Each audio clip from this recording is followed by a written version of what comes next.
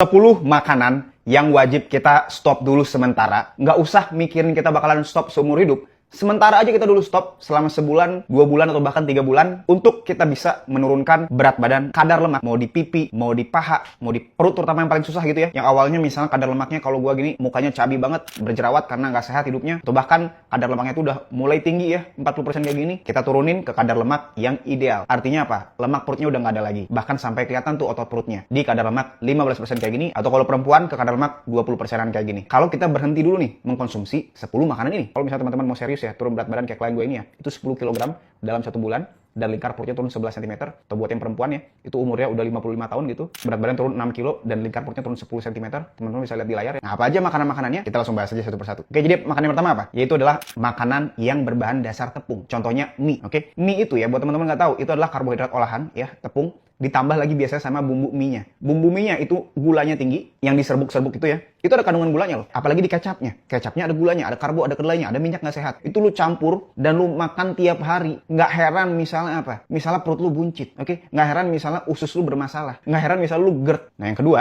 yaitu masih sama makanan berbahan dasar tepung, yaitu apa? Yaitu roti, Pak. Roti itu, kalau teman-teman nggak tahu, ada yang namanya gluten. Gluten itu kalau masuk ke usus, itu bisa klik ke usus kita. Kalau teman-teman lihat ilustrasi di sini ya, yang menyebabkan apa? Yang menyebabkan respon autoimun. Jadi kalau teman-teman punya autoimun, terus teman-teman makan roti, apalagi rotinya itu yang tinggi gluten, itu autoimunnya pasti kambuh. Nah, yang ketiga, yaitu adalah kue-kue. Contohnya apa? Kue brownies, kue bolu, kue bika Ambon tuh yang lagi viral. Yang keempat, yaitu apa? Ini sering banget nih, di mana-mana gue lihat. Gue pun juga dulu demen banget, yaitu apa? Martabak. Mau martabak manis ataupun martabak yang asin. Lu diet seminggu, lu makan itu sehari, lu harus bayar lagi seminggu. Oke? Untuk apa? Untuk kebakar tuh martabak. Yang kelima, yaitu apa? Itu pasta. Jadi pasta itu adalah makanan yang berbahan dasar tepung juga. Kita wajib stop dulu tuh konsumsi pasta-pastaan. Yang keenam, yaitu adalah bapau. Oke, jadi bapau itu adalah makanan-makanan yang berbahan dasar tepung juga.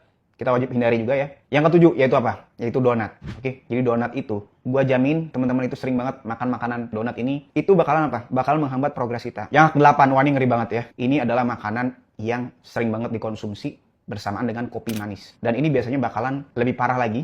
Ya sebenarnya semua makanan tadi itu memperparah apa? Memperparah trigliserida atau lemak dalam darah yang nggak bikin kita punya masalah jantung. Yaitu apa? Yaitu gorengan. Oke, gorengan itu, ya contohnya misalnya pisang goreng. Tepungnya itu nyerap minyak. Minyak yang nggak sehat itu diserap layaknya spons, Pak ya. Itu lu makan. Gimana kita nggak apa? Nggak serangan jantung, Pak. Apalagi kita makannya sering, setiap hari. Apalagi tuh makanannya apa? Murah dan juga enak. Karena pisangnya manis, tepungnya juga ya enak gitu ya. Belum lagi minyaknya habis dari berapa kali dipakai gitu ya. Bekas ada rasa-rasa sebelumnya itu dicampur, pokoknya wah, itu bakal naikin trigliserida. Nah, yang ke-9, yaitu apa? Itu kerupuk, Pak. Jadi kalau misalnya kita makan daging, ya makan soto daging misalnya, jangan lupa pakein kerupuk. Dagingnya jadi nggak sehat. Nah, sama yang terakhir nih, yang ke-10, yaitu apa makanannya? Yaitu adalah kue kering. Jadi kue kering ini biasanya dijumpai atau ditemui setelah kita puasa. Pada saat hari raya nih, lebaran misalnya kan, kita misal lebaran, itu pasti nastar di mana-mana. Misalnya teman-teman masih bingung juga, menu makanannya apa aja, list makanannya yang kita wajib konsumsi setiap harinya di rumah ataupun di luar, yang wajib kita stop dulu sementara itu apa aja. Termasuk juga bahan-bahan makanannya tuh di mana belinya, link-link pembeliannya, dan juga program latihan di rumah, jalan kakinya gimana, atau latihan bebannya gimana, kardionya gimana, atau mau di tempat gym itu gimana. Nah, kalau misalnya teman-teman mau dibikinin itu semua, dan kita bakalan monitor langsung, supaya nanti teman-teman ada yang ngingetin, sehingga teman-teman bisa konsisten terus setiap hari, dan hasilnya bakalan lebih terjamin. Nah, kalau misalnya teman-teman tertarik untuk dibimbing langsung, teman-teman bisa langsung daftar aja di link di deskripsi atau di link di kolom komen.